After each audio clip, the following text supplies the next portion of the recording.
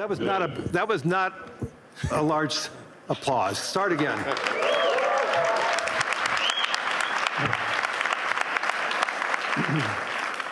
That's better. Thank you. Yeah, we're going to make this interesting. How many quotes are you going to want that are going to be after this session? I don't know. I mean, 5. Okay. So good afternoon, everyone. It's great to see everybody here.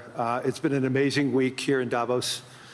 Hopefully everybody saw that we are having conversations here. Hopefully everybody agrees. There are some conversations that we may disagree.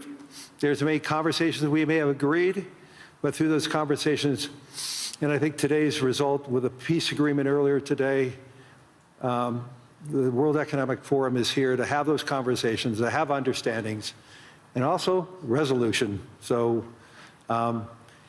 it's an important component of who we and what we are, and I'm thrilled to have Elon Musk here. He came all the way from California to be here to see all of you. So thank you, Elon. You're most welcome. I heard about the formation of the Peace Summit, and I was like, is that PIEC? You know, a little piece of Greenland, a little piece of Venezuela.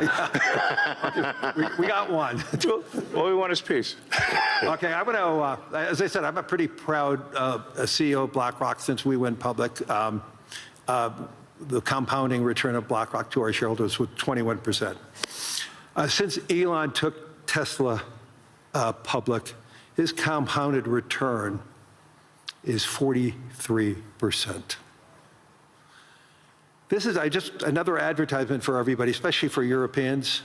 This is why more citizens should be investing with growth, investing with their countries. Imagine if a lot of pension funds invested with Elon when Tesla went public, and how much return would all the pension funds that invested side by side with Elon and the growth. So a spectacular return. There's very few companies.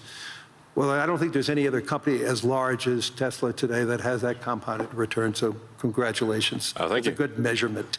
Well, we have an incredible team at Tesla, and that's the reason. So I want to get into the dirt, the meaningful component about technology, the possibilities. I want to talk about AI and robotics, energy, space, and the progress ultimately coming down to engineering discipline, scale, execution. And few people, if not anyone, has the experience and the fortitude to confront these issues head on. Not just the ideas, but the execution across so many different technologies, Elon, and that's why I thought it was important for us to have this dialogue here in Davos. So you're presently building on AI, on robotics, on space, on energy, all at the same time. When you look across those efforts, what do they have in common from an engineering standpoint? Well, they're all very difficult technology challenges, but the overall goal of my companies is to maximize the future of civilization, like basically maximize the probability that civilization has a great future, and to expand consciousness beyond Earth. So if you take SpaceX, for example, that SpaceX is about advancing rocket technology to the point where we can extend life and consciousness beyond Earth, to the moon, to Mars, eventually to other star systems. And I think we should always view consciousness, life as we know it, as precarious and delicate, because to the best of our knowledge, we don't know of life anywhere else. You know, I'm often asked, are there aliens among us? And I'll say that I am one, but... Or you're from the future. They don't believe me. Okay. But I think if anyone would know if there are aliens among us, it would be me. We have 9,000 satellites up there. And not once have we had to maneuver around an alien spaceship. So I'm like, I don't know. Bottom line is, I think we need to assume that life and consciousness is extremely rare, and it might only be us. And if that's the case, then we need to do everything possible to ensure that the light of consciousness is not extinguished, because we're effectively, the way I view it is, the image in my mind is of a tiny candle in a vast darkness, a tiny candle of consciousness that could easily go out. And that's why it's important to make life multiplanetary, such that if there is a natural disaster or a man-made disaster on Earth, that consciousness continues. That's the purpose of SpaceX. Tesla is obviously about sustainable technology, and also at this point we've sort of added to our mission sustainable abundance. So with robotics and AI, this is really the path to abundance for all. If you say, people often talk about solving global poverty, or essentially how do we give everyone a very high standard of living. I think the only way to do this is AI and robotics, which doesn't mean that it is without its issues. I mean, we need to be very careful with AI. We need to be very careful with robotics. We don't want to find ourselves in a James Cameron movie, Terminator. He's got great movies, love his movies, but we don't want to be in Terminator, obviously. But if you have ubiquitous AI that is essentially free or close to it, and ubiquitous robotics, then you will have an explosion in the global economy, an expansion in the global economy that is truly beyond all precedent. Elon, can that expansion be broad? Yes. Or is it narrow? And how can that be created? How can it broaden the global economy? Yeah, I mean, a way to think of it is that if you have a large number of humanoid robots, the economic output is the average productivity per robot times the number of robots. Right. And actually, my prediction is in the benign scenario of the future that the robots will actually make so many robots and AI that they will actually saturate all human needs. Meaning you won't be able to even think of something to ask the robot for at a certain point. There will be such an abundance of goods and services, because my prediction is that there'll be more robots than people. So, but how do you then have human purpose in that scenario? Yeah, I mean, nothing's perfect, but I mean, it is a necessary. You can't have both. You can't have work that has to be done and amazing abundance for all. Because if it's work that has to be done, then you, and only some people can do it, then you can't have abundance. Then it's narrow. Yes, narrow. Yeah. Exactly. So, but if you have billions of humanoid robots, and I think there will be, I think everyone on Earth is going to have one and going to want one, because who wouldn't want a robot to, assuming it's very safe, watch over your kids, take care of your pet. If you have elderly parents, a lot of friends of mine have said they have elderly parents. It's very difficult to take care of them. Expensive. Yeah, it's expensive, and there just aren't enough people to take care of there aren't enough young people to take care of the old people. Right. So if you had a robot that could take care of and protect an elderly parent, I think that would be great. That would be an amazing thing to have. I think we will have those things. So, I mean, overall, I'm very optimistic about the future. I think we're headed for a future of amazing abundance, which is very cool, and definitely we are in the most interesting time in history. I don't think there's a more interesting time in history. So. Can you and I reverse aging in this new history, or are we going to see it? You know, I haven't put much time into the aging stuff. I do think it is a very solvable problem. Like you can, I think when we figure out what causes aging, I think we'll find it's incredibly obvious. It's not a subtle thing. The reason I say it's not a subtle thing is because all the cells in your body, you know, with some pretty much age at the same rate. Good. I've never seen someone with an old left arm and a young right arm ever in my life. So why is that? That means that there must be a clock, a synchronizing clock, Right. that is synchronizing across 35 trillion cells in your body. You know, there is some benefit to death, by the way. It's like, there's a reason why we don't actually have a longer lifespan, because if people do live forever for a very long time, I think there's some risk of an ossification of society, of things just getting kind of locked in place, and you know, it just may become stultifying, just not lack vibrancy. But that said, do I think we'll figure out ways to extend life and maybe even reverse aging? I think that's highly likely. I'm looking forward to that. Yeah. So in the future that you talk about, the AI models, autonomous machines, rockets, depends on massive increases in compute, massive increases in energy, expensive energy, manufacturing scale. What are the bottlenecks to get there? And that, once again, with all that expenditures, again, how can we make sure that it's broad and not narrow?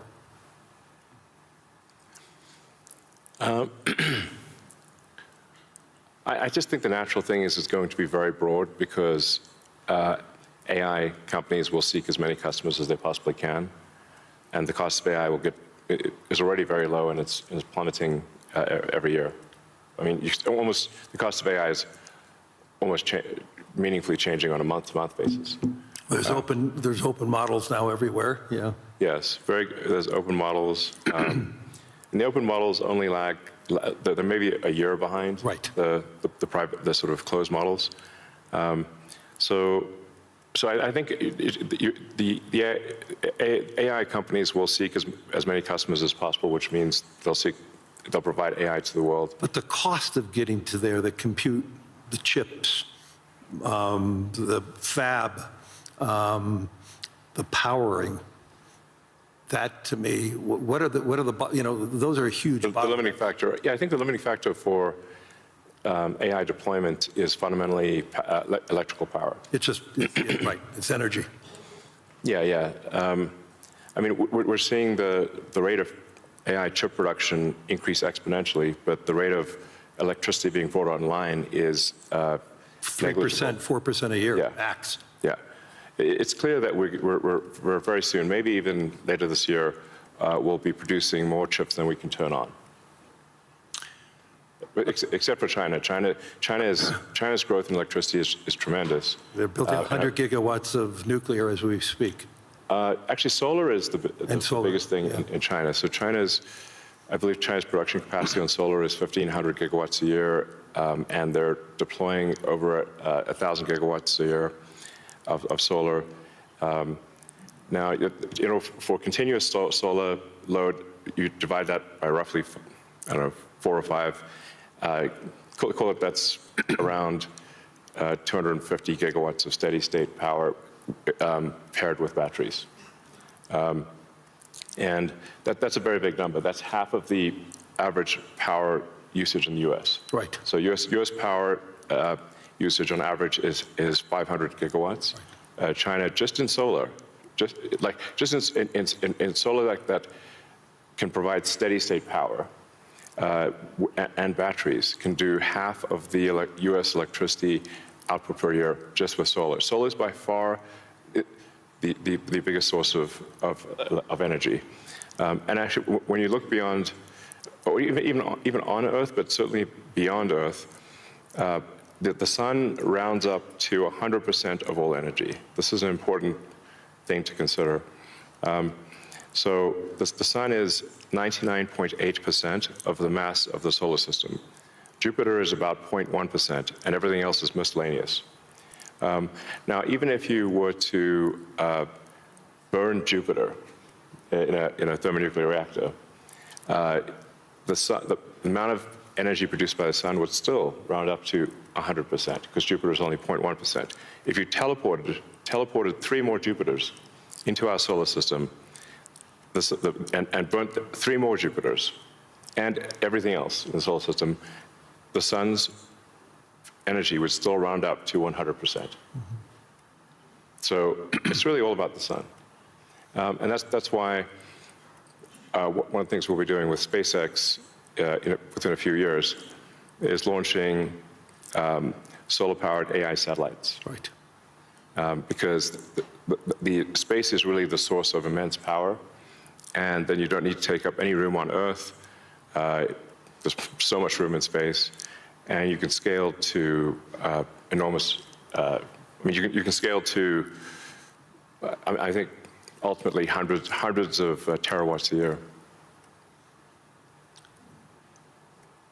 You and I have had these conversations before, but why don't you tell the audience, what would it take for the United States, and what type of geography would it take to have that solar field to electrify the United States?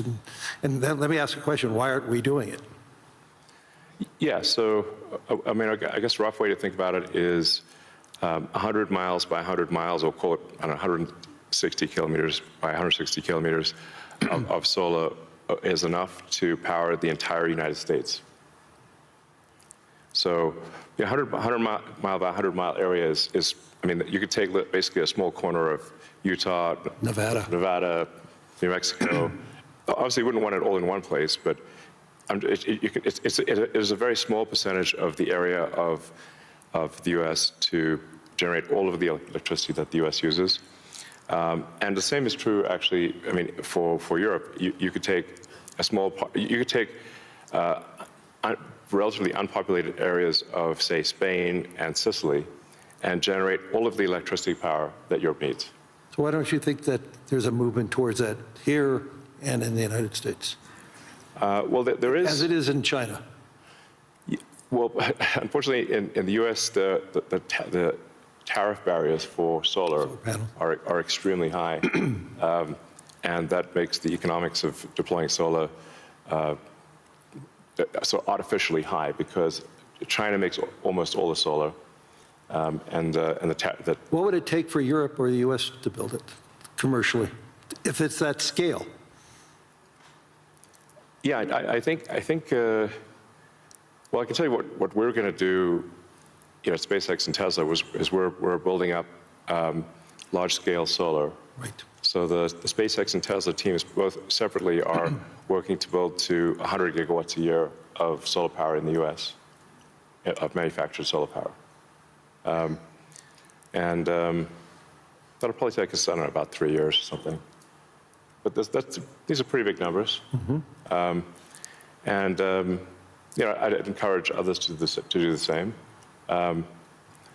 We obviously don't control the U.S. Tariff policy, mm-hmm. But for other countries, I would recommend that China makes solar cells that are incredibly low cost, and I think it would be worth doing large-scale solar. So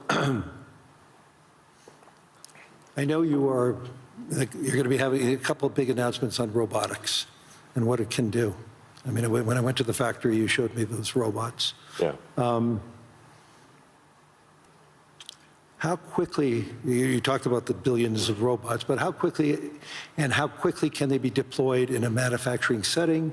How quickly can they be utilized and be functional and create that abundance that you talked about? Well, humanoid robotics will advance very quickly. I think we do have some of the Tesla Optimus robots doing simple tasks in the factory. We expect probably later this year. By the end of this year, I think they'll be doing more complex tasks, but still deployed in an industrial environment. And probably sometime next year, I'd say that by the end of next year, I think would be selling humanoid robots to the public. That's when we are confident that it's very high reliability, very high safety, and the range of functionality is also very high. You can basically ask it to do anything you'd like.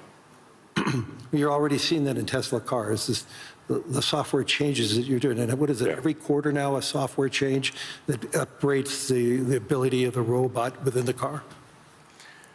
Yes, the Tesla Full Self-Driving software, we update it sometimes once a week.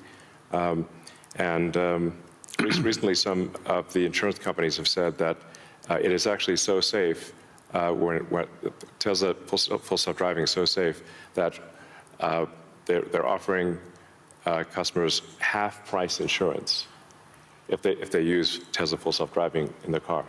And that can be monitored by the insurance company? Is that part of the agreement then? Yeah. I think self-driving cars is essentially a solved problem at this point. Right.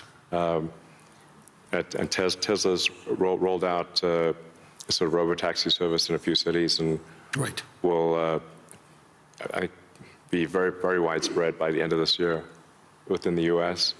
And then we hope to get supervised full self-driving approval in Europe, hopefully next month. Really, that quickly? Yeah, and then maybe a similar timing for China, hopefully.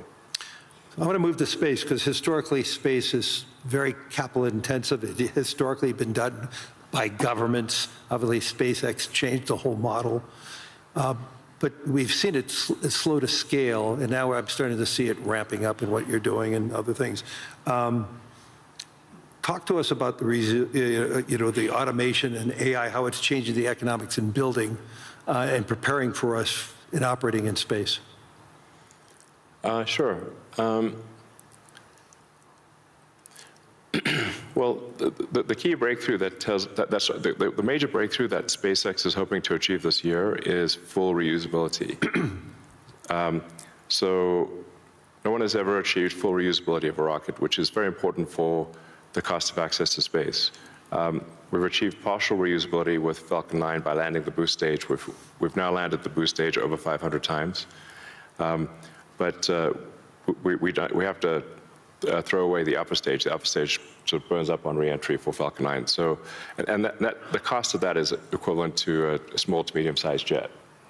So, but with Starship, which is a giant rocket, it's the largest flying machine ever made. That's a rocket that you're using for the idea of going to Mars, right? Yeah, Mars and the Moon, as well as for high-volume satellite stuff. So, Starship. Hopefully this year we should prove full reusability for Starship, which will be a profound invention because the cost of access to space will drop by a factor of 100 when you achieve full reusability. Right. It's the same sort of economic difference that you would expect between, say, a reusable aircraft and a non-reusable aircraft. Like if you have to throw your aircraft away after every flight, that would be a very expensive flight. But if you only have to refuel, then it's the cost of the fuel. And so that's really the fundamental breakthrough that gets the cost of access to space, we think, below the cost of freight on aircraft. So,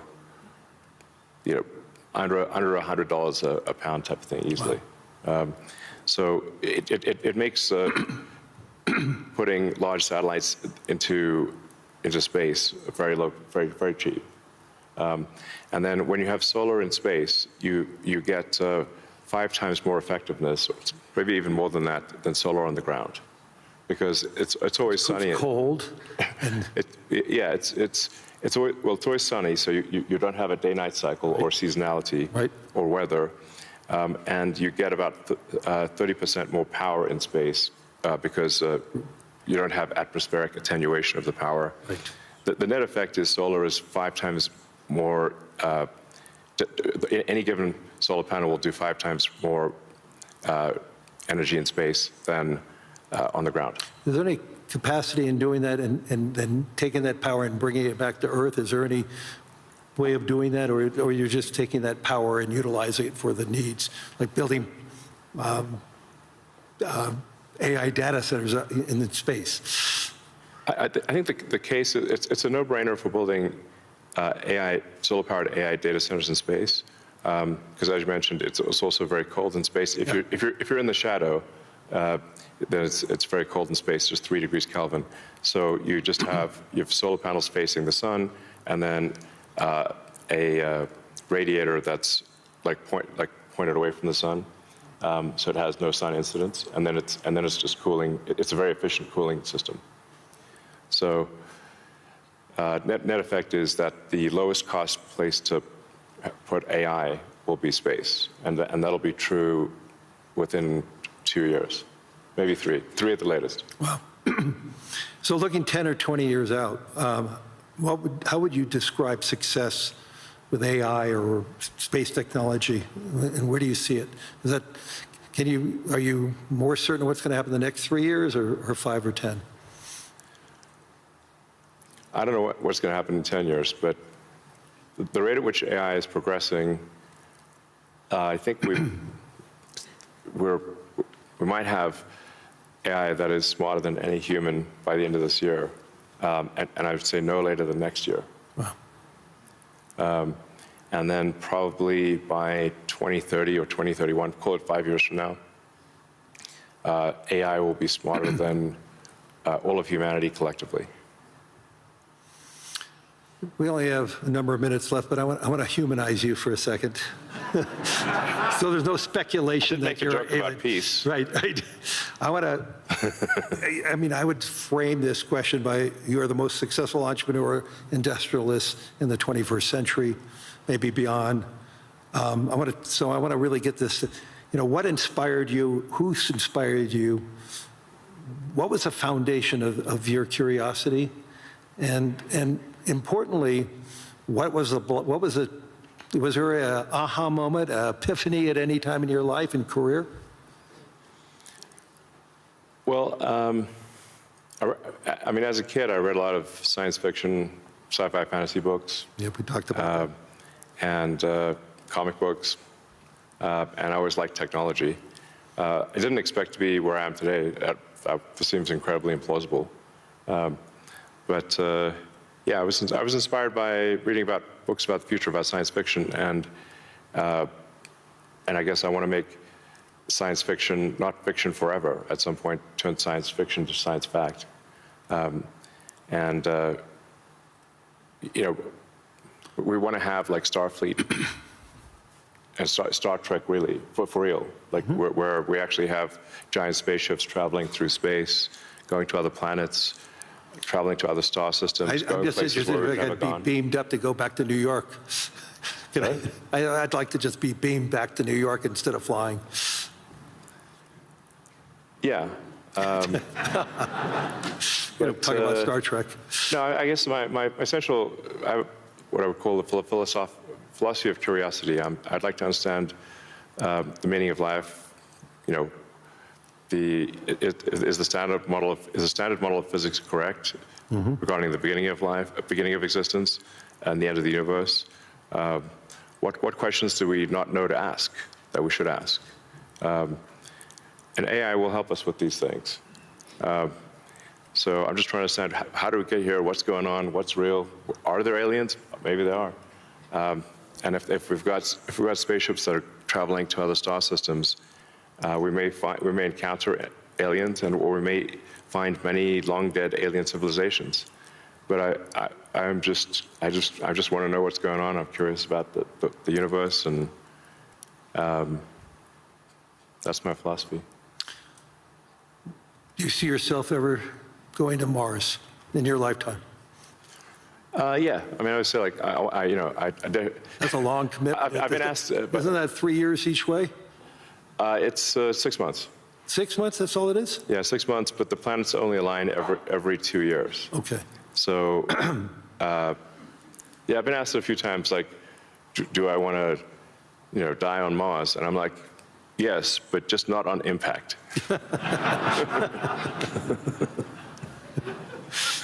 That's a good answer. Anyway, we're out of time. Hopefully everybody enjoyed this.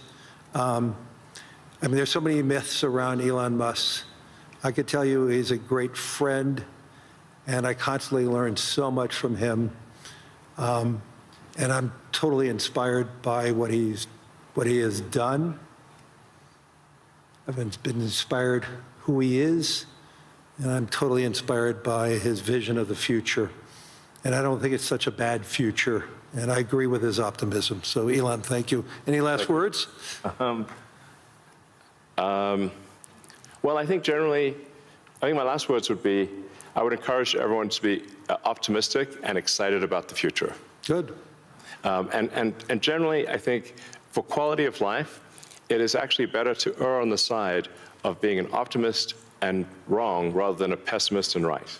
On that note.